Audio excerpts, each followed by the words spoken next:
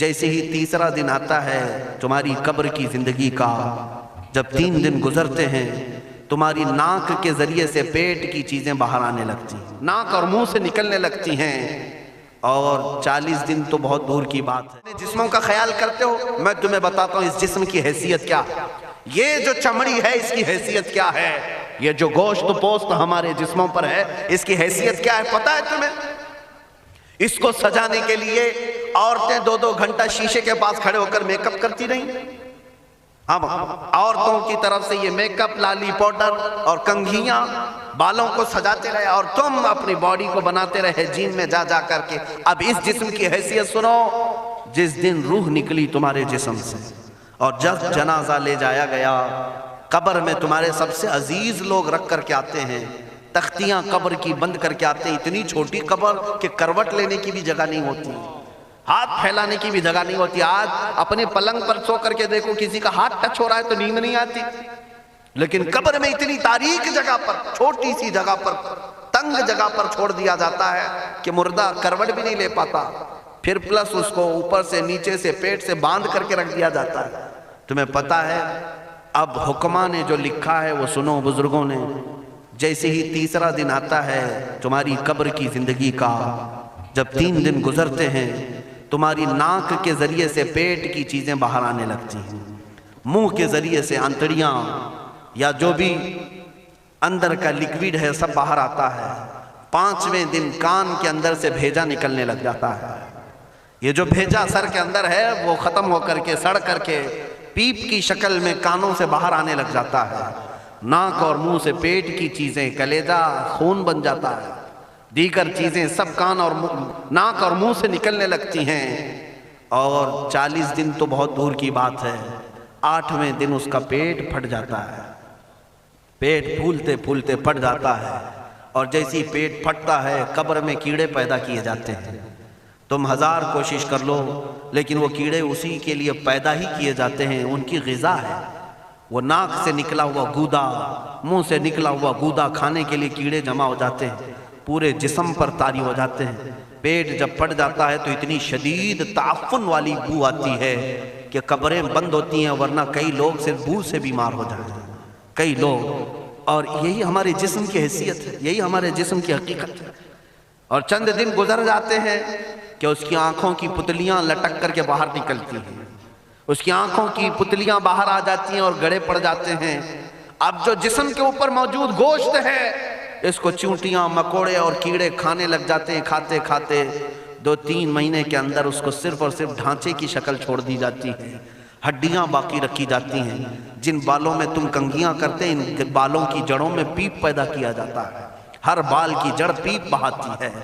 اور جن چہروں پر تم پاؤڈر لالی لگا کر کے اس کو سجایا کرتے آئینے میں کھڑے ہو کر، ان چہروں پر اللہ تبارک و تعالیٰ ایسی جھریاں پیدا کرتا ہے۔ یہ تو عام لوگوں کی بات، اور اگر گنہگار ہیں تو ان کے چہروں پر بچھو چھوڑ دیے جاتے ہیں، بچھو چھوڑ دیے جاتے ہیں۔ کئی لوگوں کی قبروں پر سانپ ان کی ناک کو ڈستے رہتے ہیں اور ان کا گودا پیتے رہتے ہیں۔ سانپوں کا عذاب، بچھوؤں کا عذاب، یا قبر کے عذاب کے ساتھ یہ جسم گلا دیا جاتا ہے، ہڈیوں کے سوا کچھ نہیں باقی رہتا۔ تم کیا سمجھتے ہو مرنے کے بعد احساس نہیں ہوگا؟ مرنے کے بعد ہر درد کا احساس دگنا کر دیا جائے گا۔ آج زندگی میں جتنا تمہیں چونٹی کاٹنے سے درد ہوتا ہے، مرنے کے بعد یہ درد 10 گنا زیادہ بڑھ جائے گا، تمہیں اور درد ہوگا، اور درد ہوگا۔ یہی جسم جو کیڑوں کی غذا بن گیا، کفن ختم ہو گیا، ہمارے جسم میں پیٹ کا گودا باہر آ گیا، آنکھوں سے کانوں سے ساری چیزیں لکوڈ ختم کر دی گئی، بھیجا کانوں سے بہہ کر کے نکل آیا، بچا کیا ہمارے پاس؟ جس جسم کو ہم سجاتے رہے، سنوارتے رہے، اس پر ہزاروں پیسے بہاتے رہے، یہ جسم 40 دن کے اندر کیڑوں کی غذا بن گیا، سب ختم ہو گیا۔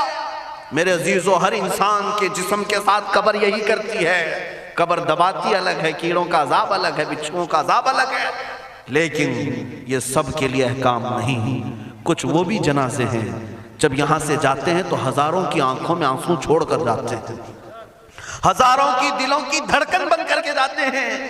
ان کے جنازے جب جاتے ہیں تو اللہ کے ملائکہ بھی، فرشتے بھی ان کے جنازے کو اٹھانے کے لیے زمین پر آتے ہیں۔ یہ کون لوگ ہیں؟ جو اپنے سینوں میں عشق مصطفیٰ کی شمع روشن کیے ہوئے تھے.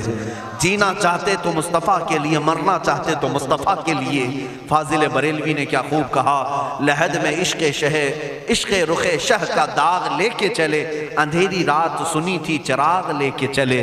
جب قبر میں جاتا ہے ایک عاشق رسول، اسے رکھا جاتا ہے، کفن اس کا بھی ہے، جسم اس کا بھی ہے، لیکن فرشتوں سے بھی کہا جاتا ہے اسے آہستہ سے جگانا، محمد عربی کا غلام ہے، رسول پاک کا وفادار ہے. اور کیڑوں کا اس کے جسم کو کھانا تو دور کی بات، فرمایا گیا قیامت تک اس کے کفن کو بھی میلا ہونے نہیں دیا جاتا. نہ تمہاری آنکھ سے، نہ تمہارے ناک سے، نہ تمہارے چہرے سے کوئی گودا باہر آتا ہے، کچھ نہیں میرے عزیزو. جسم تر و تازہ سلامت رکھا جاتا ہے. 1000 سال کیا 10,000 سال گزر جائیں، حوادث زمانہ بھی آئیں، لیکن اس کی قبر میں اس کا جسم سلامت رکھا جاتا ہے. اب تمہارے ہاتھ میں فیصلہ ہے کون سا جسم بنانا چاہتے ہو، وہ جو کیڑوں کی غذا بن جائے، یا وہ جس پر فرشتے بھی اتر کر سلام بھیجیں. میں نے خود میرے مرشد گرامی کے جنازے میں حاضری تھی. حضور تاج الشریعہ بدر الطریقہ رحمت اللہ تعالی علیہ، جس مرد قلندر نے اپنی پوری زندگی عشق مصطفیٰ میں گزاری ہے. آج تم نعرے لگاتے ہو تاج الشریعہ تاج الشریعہ، ان کے شب و روز دیکھے تھے کبھی؟ ان کی صبح اور شامیں دیکھی تھی کبھی؟ بہت پیر ہوں گے جو باہر پیر ہوں گے، اندر پیر ہوں گے، لیکن تاج الشریعہ کو میں نے اندر بھی دیکھا ہے، باہر بھی دیکھا ہے. آنکھیں بند بھی ہوتی، آنکھوں سے اگر کوئی چیز نظر بھی نہیں آ رہی ہوتی، تب بھی اتنا خیال ہوتا کہ کہیں سطر تو نہ کھل گیا ہو، کہیں پائجامہ اوپر تو نہیں ہو گیا ہو. سونے کے حالت کی بات کر رہا ہوں، کوئی نہ ہو تب بھی یہ خیال باقی رہتا. کون سا ایسا دن گزرتا جب وہ دلائل الخیرات نہیں پڑھ رہے ہوتے، قصیدہ بردہ شریف نہ پڑھ رہے ہوتے. ہزاروں سفر کی مصروفیات کے باوجود حضور پاک کی محبت کے نغمات میں کوئی کمی نہیں آئی. لیکن میں آج آپ کو ایک بات بتا دوں، جب انتقال ہوا وہ جمعہ کی شام تھی، اور ہمارے مردوں کو 6 گھنٹے 10 گھنٹے میں ہم کو قبرستان سپرد کرنا پڑتا ہے. 12 گھنٹے رکھ دیں تب بھی فریج منگوانا پڑ جاتا ہے، اس کے بعد قبرستان کے حوالے کر دیں. میرے مرشد گرامی کے انتقال کے بعد 48 گھنٹے رکھے گئے تھے، 48 گھنٹے رکھے گئے، اور اس کے بعد جنازہ پاک کو غسل دے کر لایا گیا. یہ فقیر قادری جنازے کی گاڑی میں شریک رہا، حضرت کے قدم پکڑ کر کے میں قبر تک رہا. میں آپ کو صرف اس لیے یہ بات عرض کر رہا ہوں کہ جب گاڑی جنازے کی چلتی تھی، میں نے زندگی میں بھی حضرت کے ہاتھ پکڑ کر کے ادھر ادھر چلائے. حضرت کے ساتھ جب جانا ہوتا تو بازوؤں کو ہم تھامے ہوتے، ہم کیا چلاتے، ہمیں وہ خود چلا رہے ہوتے، لیکن یہ ہم برکت کے لیے پکڑے ہوتے. جو نرم و ملائم جسم تھا، میں نے وفات کے بعد جنازے میں کھڑا ہو کر کے دیکھا، قدموں کو پکڑ کر نہ نرمی میں کمی آئی، نہ ملائم ہونے میں کوئی کمی تھی. اور جب گاڑی آگے چلتی تھی،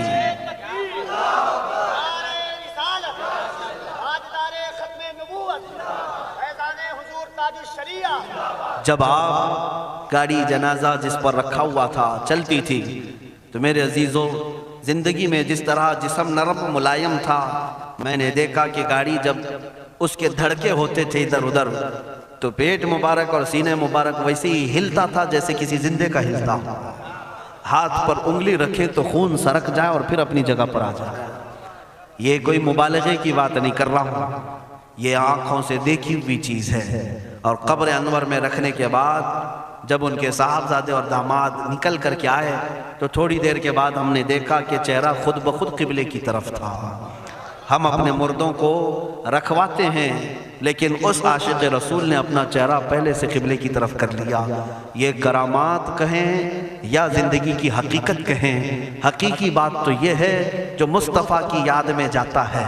اس نے کیا ہی خوب کہا شاعر کہ میرے جنازے پہ رونے والوں فریب میں ہو بغور دیکھو، میرے جنازے پہ رونے والوں فریب میں ہو بغور دیکھو، مرا نہیں ہوں غم نبی میں لباس ہستی بدل گیا.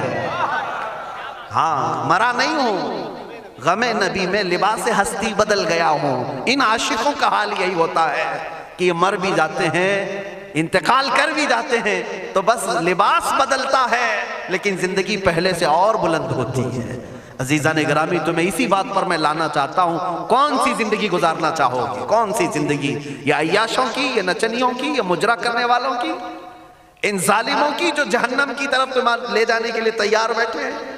چند دنوں کی عیاشی ہے، تم گانے گا کر اچھل کود کر کے اپنے نفس کو تو راضی کر سکتے ہو، لیکن رب ذوالجلال کی رضا کبھی نہیں لے سکتے۔ آج تم دنیا میں فلموں کی زندگی جی کر کے تھوڑی دیر کی خوشی تو حاصل کر سکتے ہو، لیکن قبر کی راحت کبھی نہیں لا سکتے، قبر کا سکون کبھی نہیں لا سکتے۔ قبر میں اگر سکون چاہیے تو صرف ہمارے سینوں کو ادھر حوالے کرنا ہوگا، مصطفیٰ کریم کے حوالے کرو۔ اب اپنی زندگی کو بدلنے کا وقت آ گیا۔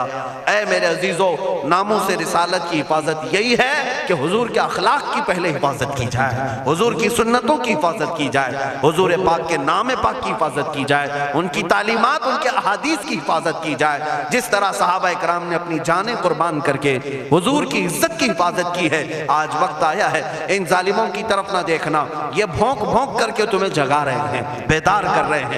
میں جواب دیتا رہوں گا انشاءاللہ، لیکن ساتھ میں ان حادثات کو اپنے لیے ایک الگ انداز سے دیکھتا ہوں۔ اگر کوئی کتا کوفے میں بیٹھ کر بھونکتا ہے اور میرے نبی پاک کی عظمت پر حملے کرتا ہے تو درد تو ہوتا ہے، لیکن ساتھ میں عقیدہ بھی تو ہمارا یہ ہے، رہے گا یوں ہی ان کا چرچا رہے گا، رہے گا یوں ہی ان کا چرچا رہے گا، پڑے خاک ہو جائیں جل جانے والے۔ یا رسول اللہ تو گھٹائے سے کسی کے نہ گھٹا ہے نہ گھٹے گا، جب بڑھائے تجھے اللہ تعالیٰ تیرا، مٹ گئے مٹتے ہیں مٹ جائیں گے آدھا تیرے، نہ مٹا ہے نہ مٹے گا کبھی چرچا تیرا۔ یہ کتے کتاب لکھ کر کے کہتے ہیں محمد عربی کا چرتر، ان کے اخلاق، ان کے کردار برے تھے، اور ایسی کوئی چیز نہیں ہے اسلام میں جس سے امپریس ہو کر اسلام قبول کیا جانا چاہیے۔ محمد صلی اللہ علیہ وسلم کے نام کو اسلام سے ہٹا دینا چاہیے۔ ان ظالموں کو میں جواب دینا چاہتا ہوں، اے مسلمانوں، یہ تمہیں جگانے کے لیے آ رہے ہیں، یہ تمہیں بیدار کرنا چاہ رہے ہیں۔ اب اٹھو اور یہ بتاؤ تم کہاں کہاں سے میرے نبی کو مٹاؤ گے، کہاں کہاں سے؟ ارے ہمارے گھروں میں بچوں کی ولادت بھی ہوتی ہے، کان میں اگر ہم اللہ کا نام لیتے ہیں تو ساتھ میں محمد کا بھی نام ہے۔ ہمارے بچے جس دن اس دنیا میں آتے ہیں، اذان ان کے کانوں میں دی جاتی ہے تو اللہ کے نام کے ساتھ محمد کا نام بھی آتا ہی ہے۔ ہماری اذانیں، ہمارے نماز کو بلانے والی آوازیں، تم کیا مٹا پاؤ گے محمد عربی کے نام کو؟ یہ ہزاروں نہیں کروڑوں اذانیں بار بار دن میں دے دے کر کے یہ بتاتی ہیں کہ تم واللہ محمد عربی صلی اللہ علیہ وسلم کا ذکر تم کبھی الگ نہیں کر سکو گے۔ ذکر خدا جو ان سے جدا چاہو نجدی ہو، واللہ ذکر حق نہیں کنجی سقر کی ہے۔ حضور پاک کا نام کہاں سے ہٹاؤ گے؟ اذانوں سے ہٹاؤ گے، اقامت سے ہٹاؤ گے، نمازوں سے ہٹاؤ گے؟ بلکہ اقبال نے کیا ہی خوب کہا تھا، دشت میں دامن کوہسار میں میدان میں ہے۔ کہاں ہے یہ نام؟ دشت میں دامن کوہسار میں میدان میں محمد ہے، بحر میں موج کی آغوش میں طوفان میں محمد ہے، چین کے شہر مراکش کے بیابان میں محمد ہے، اور پوشیدہ ہر مسلمان کے ایمان میں محمد ہے۔ میں نے یہ تبدیل کر کے اسی لیے پڑھا ہے کہ ہر جگہ محمد ہے۔ رسول پاک صلی اللہ علیہ وسلم کو تم کہاں سے ہٹاؤ گے؟ ہمارے کروڑوں کی زندگیاں اس نام پاک پر قربان، اس نام پاک پر قربان۔ ان ظالموں کو یہ بات بتا دینا، اس نام پاک پر اللہ نے نقطہ تک نہیں رکھا ہے۔ محمد عربی صلی اللہ علیہ وسلم کے نام پاک پر نقطہ تک نہیں، عیب تو بہت دور کی بات ہے۔ اور مٹانے کی بات کرتے ہو، مٹانے کے لیے تم اس کا ایک لفظ تک نہیں مٹا پاؤ گے۔ محمد عربی اس عظیم ہستی کا نام ہے جس کی جڑیں تحت الثری میں ہیں، جس کی شاخیں اوج ثریا پر ہیں۔ حضور پاک صلی اللہ علیہ وسلم کو اللہ نے رفعنا لک ذکرک کہہ کر کے بلند فرما دیا ہے۔ کسی کے گھٹانے سے حضور کا نام کبھی نہیں گھٹے گا۔